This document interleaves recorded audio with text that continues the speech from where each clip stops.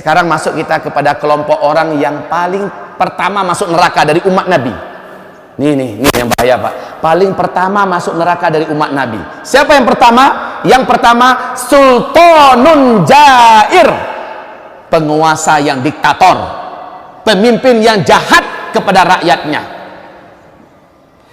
Ya Rasulullah, sifatkan engkau kepada kami, apakah ciri-ciri pemimpin yang jahat? Rasul menjawab, orang-orang yang sebelum dia jadi pemimpin, sebelum dia naik, dia bersumpah-sumpah akan memakmurkan rakyat, akan berpihak bersama rakyat, tapi ketika dia sudah naik, dia tidak pedulikan nasib rakyatnya, dia tidak pedulikan dengan keadaan rakyatnya. Itulah pemimpin yang jahat. Dia hanya peduli dengan lungguang pahui ewe sungang. Bilang Pak nggak ngerti. Dia hanya peduli tentang isi lambungnya saja. Dia tidak peduli bagaimana keadaan rakyat saya. Pemimpin yang benar, yang ideal itu kayak Umar bin Khattab radhiyallahu anhu. Di masa-masa kelaparan, paceklik panjang, apa kata Umar? Saya Umar bin Khattab, orang yang memastikan diri paling terakhir kenyang setelah rakyat saya semuanya kenyang. Dan saya akan pastikan diri saya paling pertama lapar jika umat saya ditimpa oleh kelaparan. Dan dia buktikan, Pak. Dia kurangi tidurnya, dia lihat, dia satroni apakah ada di antara rakyatnya yang belum mendapatkan makanan. Ternyata ada. Di tengah malam, suara anak, beberapa anak menangis. Dia mendekat bersama dengan pegawainya Abu Musa al-Asy'ari. Sesampainya di situ, anak-anak berteriak, "Mak, lapar, Mak." Yang ini menangis, "Lapar, Mak." Umar mencoba mendengar apa jawaban si emak. Dari luar terdengar oleh Umar dan Abu Musa, "Sabar ya nak ya, ini nanti masak." "Kok belum masak-masak?" kata si anak. "Tidurlah dulu, nanti udah masak mak bangunin ya." Umar melihat, ya pintunya hanya pakai, saking miskinnya Pak, hanya pakai gorden yang udah koyak-koyak. Akhirnya Umar minta izin, "Bu, Assalamualaikum." "Waalaikumsalam." Ibu tua ini melihat, "Siapa kalian?" "Kami orang lewat, Bu." "Kenapa di rumah ibu anak-anak pada nangis semua?" Ibu itu diam. "Saya dengar mereka minta makan ya, Bu ya." Ibu itu diam. "Ibu lagi masak apa?" "Kau lihatlah sendiri," katanya. Umar terkejut melihat yang dimasak adalah batu. Batu direbus. Kapan masaknya batu? "Bu, sejak kapan ini, Bu?" "Sejak dari petang tadi." "Anak-anak saya sudah berapa hari nggak makan, mereka kelaparan. Saya tidak tahu lagi bagaimana caranya untuk menina bobokkan mereka. Saya iming-imingi mereka supaya tunggu, nak ini nanti masak." "Lah kapan mau masaknya batu?" Apa kata ibu ini? "Umar bin Khattab nanti bertanggung jawab di hadapan Allah atas apa yang menimpa kami." Padahal dia ngomong dengan Umar bin Khattab. Dia sebagai Amirul Mukminin, dia sebagai khalifah. Tapi kami kelaparan, dia tidak tahu. Padahal dia tidak tahu kalau Umar ronda mengurangi tidurnya demi melihat memastikan siapa rakyatnya yang belum dapat jatah. Masya Allah, Pak. Ini pemimpin ya. Pemimpin nomor satu mengurangi tidurnya demi memastikan siapa yang masih lapar di antara rakyatnya. Dan ternyata dia dapatkan ibu tua ini berkata, "Umar bin Khattab bertanggung jawab nanti di hadapan Allah atas keadaan kami ini." Menggigil Umar. Dia pun keluar. Diiringi oleh Abu Musa al-Asy'ari. Dia langsung ke Baitul Mal. Dia ambil gandum, dia ambil apa yang bisa dibawa. Apa kata Abu Musa al-Asy'ari? "Wahai Amirul Mukminin, kenapa tidak engkau biarkan para tukang kuli yang membawakan, jangan engkau? Atau biarkan di pundak saya," kata Abu Musa. Abu Musa ini tubuhnya lemah, Pak. Kata Umar, "Jangan. Apakah engkau siap memikul tanggung jawab saya ini di hadapan Allah ketika saya berurusan dengan Allah nanti? Biarkan saya yang pikul sendiri," kata Umar. Lalu Umar datang ke tempat ibu itu dan, "Bu, ini Bu, masakan yang benar untuk anak ibu." Apa kata ibu itu setelah bersyukur kepada Allah? "Kalaulah Amirul Mukminin kami Umar bin Khattab seperti engkau orangnya."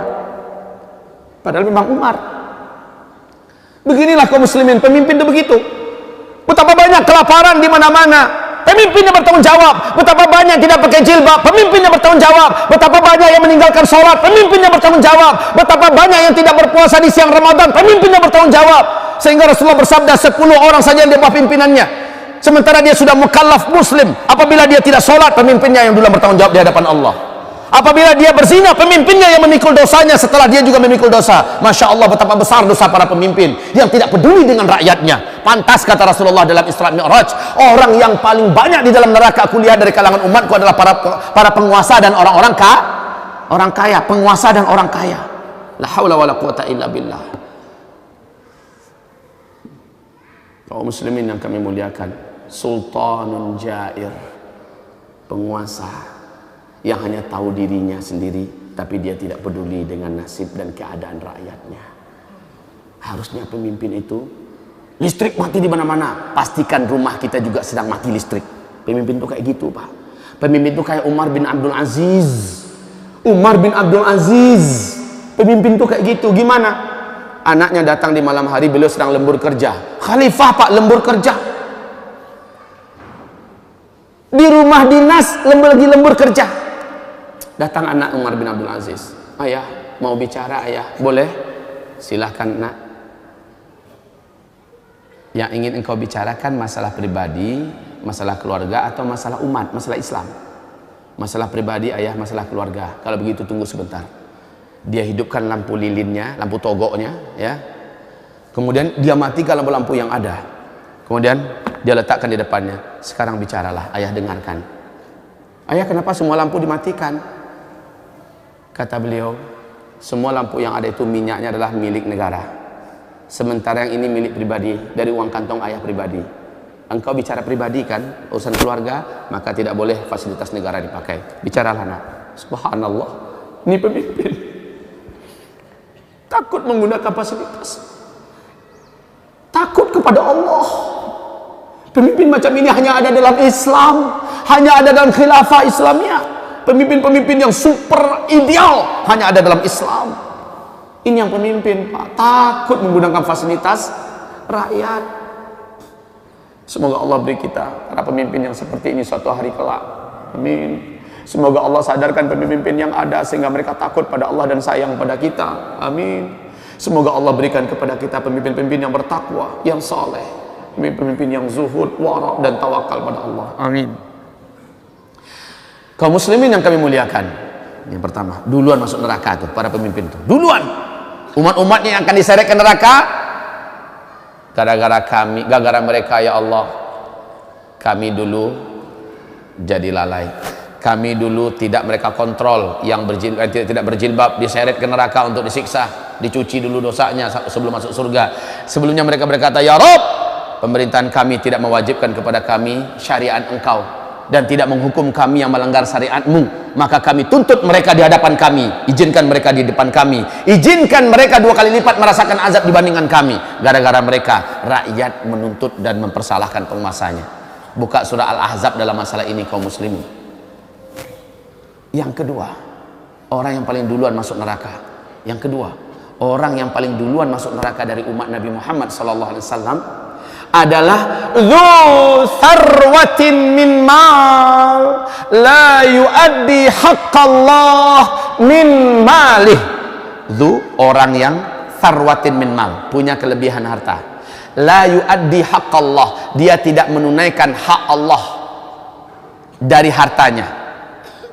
Dia punya harta tapi hak Allah tidak ditunaikannya. Ada berapa hak Allah dari harta yang ada di kita, Pak? Ada berapa hak Allah? 1, haji sekali seumur hidup, itu hak Allah itu. Haji sekali seumur hidup. Jangan tunda-tunda, Pak. Kita kaya sekarang, belum tentu 10 tahun yang akan datang kita masih kaya. Lagi masih kaya sekarang berangkat haji. Haji itu sekali seumur hidup. Jangan tunda-tunda, entar udah tua. Emang ente ada kepastian masih hidup di usia tua? Emang ente jamin bahwa di usia tua ente masih sehat, masih segar bugar kayak sekarang? Emang ente ada jaminan bahwa di usia tua ente masih kaya? Emang ente ada jaminan di usia tua keadaan masih aman?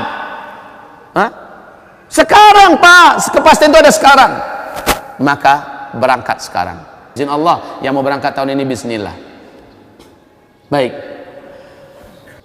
Selanjutnya, hamba-hamba Allah yang kami muliakan, kewajiban kedua, hak Allah dari harta kita adalah zakat yang dibayarkan ketika sudah lewat nisab dan haul. Wajib keluarkan zakat. Menyimpan zakat, seluruh harta kita beracun, Pak. Dan itu menjadi petaka di rumah tangga dan menghancurkan harta yang lain. Rasulullah bersabda, harta mana yang zakatnya tidak dikeluarkan, harta yang lain akan dihancurkannya. Harta zakat itu Pak wajib dikeluarkan, dia adalah penghancur harta kita yang bersih. Selama dia tidak dikeluarkan, siap-siaplah hidup kita tidak tentram, keluarga kita akan jahat, anak-anak kita akan brutal, banyak musibah dan bencana. Keluarkan zakat. Zakat itu adalah penyakit yang harus dikeluarkan. Ibarat orang membekam Pak, yang dibekam itu bukan darah, yang dikeluarkan itu adalah toksik, racun yang mengendap di dalam darah yang disimpan di bawah kulit.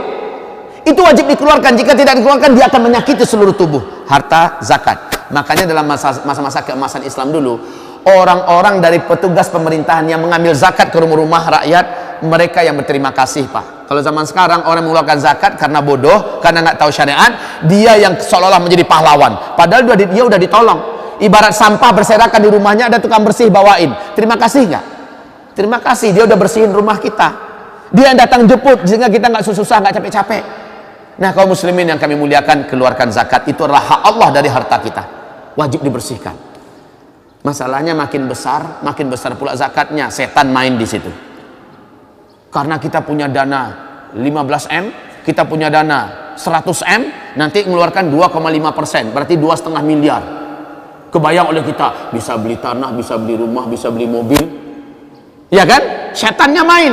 Padahal demi Allah, Rasul bersumpah, orang yang mengeluarkan zakatnya, harta zakat yang dia keluarkan itu akan menyebabkan harta yang di tangannya berkembang biak dengan cepat.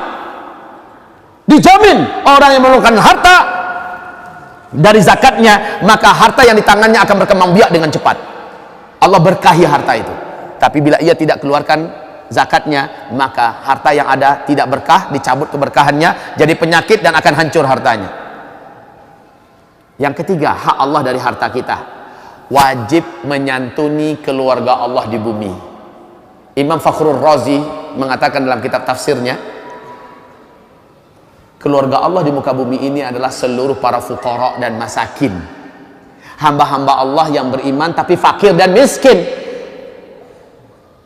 Hak Allah dari harta yang ada di tangan kita, Allah titipkan.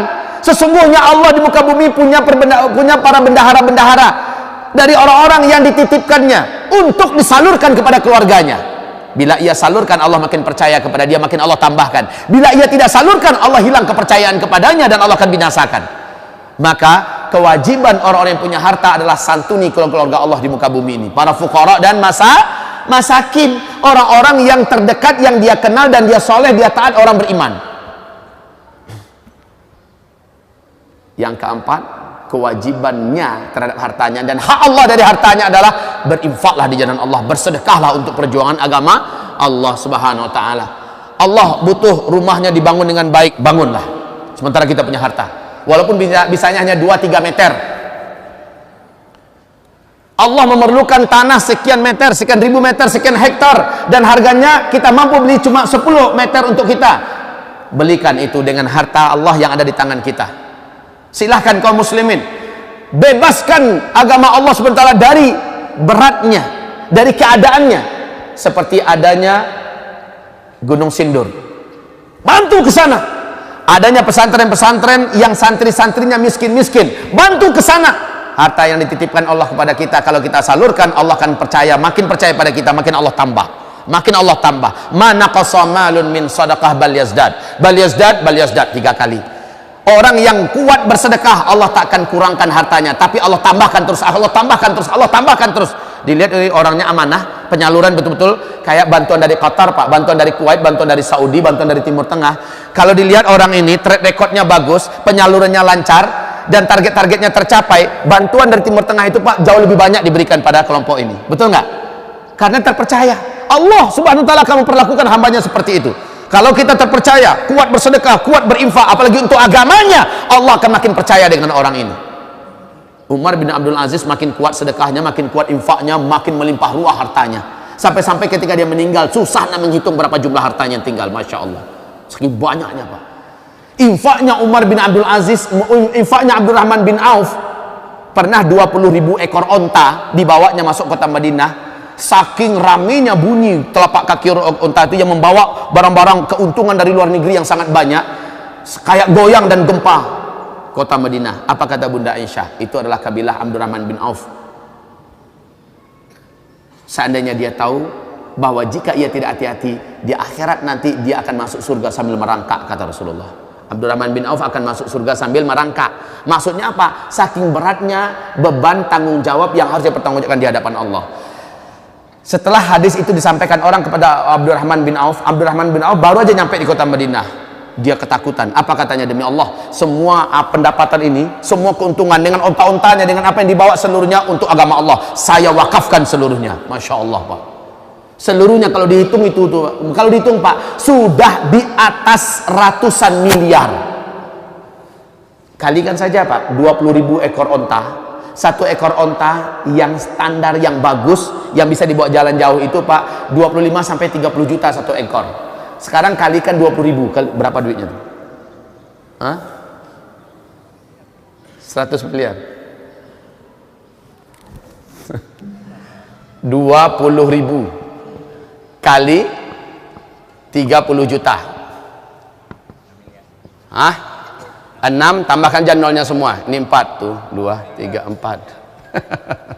Masya Allah. Hah? Udah betul? Tambah lagi 01 lagi. Betul nggak nih?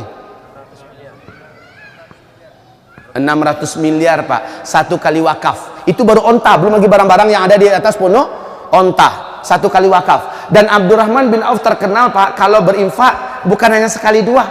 Terkenal Pak, kayak bocor aja hartanya itu. Tapi ketika beliau meninggal dunia, sampai-sampai tidak bisa kaum muslimin menghitung harta kekayaannya. Subhanallah. Kalau mau bertanya, kayaan mana sahabat dengan orang kaya sekarang?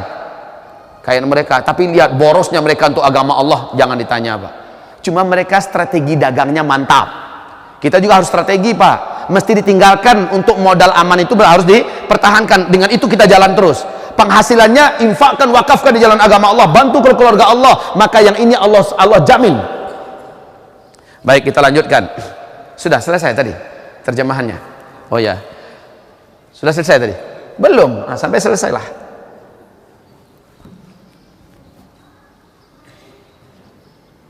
Oh, sebentar. Itu udah lewat. Kajian kita tadi lewat. Terjemahannya aja belum selesai ya. Kita udah masuk ke pembahasan 3 kelompok orang dari umat Nabi yang duluan masuk neraka. Sekarang udah yang kedua. Ya, udah yang kedua. Jadi yang punya duit jangan bakhil, Pak. Allah bersumpah, Allah berjanji, yang bakhil dengan harta yang ada di tangannya, sayutawwaquna ma bakhilu yaumal qiyamah. Semua yang mereka bakhilkan di dunia nanti akan dililitkan di leher mereka berbentuk cemeti dari api yang terbuat dari api. Diseret dia dengan cemeti itu ke dalam neraka. Bagi para bukhala, orang-orang yang bakhil dulu di dunia, punya duit untuk bangun rumahnya nggak ngitung dia. Berapa harga rumah? Biasa 12M, 15M. Untuk bangun masjid hanya setengah M atau 1M, ngitung Pak. 100 juta dia berikan, sudah sok jadi pahlawan, minta diberitakan di televisi, di koran. Orang bakhil. Apa? Ibaratullah, masyaallah muslimin. Yang ketiga, kelompok orang yang paling duluan masuk neraka sebelum para penyembah patung dan berhala. Yang ketiga, ini dia yang terlalu, Pak. Fakirun mutakabbir. Onde mande. Ini baru terlalu, Pak. Fakir, apa arti fakir? Orang yang super miskin. Orang yang super miskin. Mutakabbir, sok sombong. Kalau kaya sombong mendingan Pak ya. Ini udah miskin, sombong. Nah, yang sombong itu definisinya apa? Nabi jelaskan kepada para sahabat, sombong itu ada dua. Pertama, batarul haq. Yang kedua, wa ghamtun nas. Batarul haq, menolak yang benar. Apa yang benar? Al-Quran, ayat-ayat itu benar. Hadis-hadis adalah benar. Nasihat dari para ulama yang ada ayat ada hadisnya adalah benar. Ditolaknya tuh Pak, itu orang miskin sombong. Batarul haq, udahlah miskin, hidupnya Senin Kemis, tapi ketika dinasihati, Mbok ya kamu tuh sholat dong, kenapa? Sekali lagi lu lu nasihatin gua. Pantang ditegur, pantang dinasehati. Orang miskin sombong. Kamu sih orangnya tidak mau dengarkan nasihat orang. Ngomong apa lu barusan? Sekali lagi coba ngomong, gua robek tuh mulut. La ilaha illallah. Sombong Pak, pantang ditegur, pantang diluruskan, pantang dinasehati, dibacakan ayat, dia akan marah kepada orang yang membacakan ayat. Dibacakan hadis, makan tuh hadis katanya. Udahlah miskin, sombong lagi. Orang macam ini paling duluan masuk neraka, pantes. Terus sombong yang kedua, wa ghamtun nas, meremehkan orang lain, dianggap remeh orang lain. Udahlah miskin, nggak remeh orang pula tuh. Ini perangai sombong kaum muslimin. Nah, orang macam ini paling duluan masuk neraka. Paling duluan masuk neraka. 3 kelompok dari umat Nabi yang duluan masuk neraka. Demikianlah uraian saya. Hadis ini sahih Imam Muslim dari Abu Hurairah, didapatkan dalam kitab Hadil Arwah ila Biladil Afrah.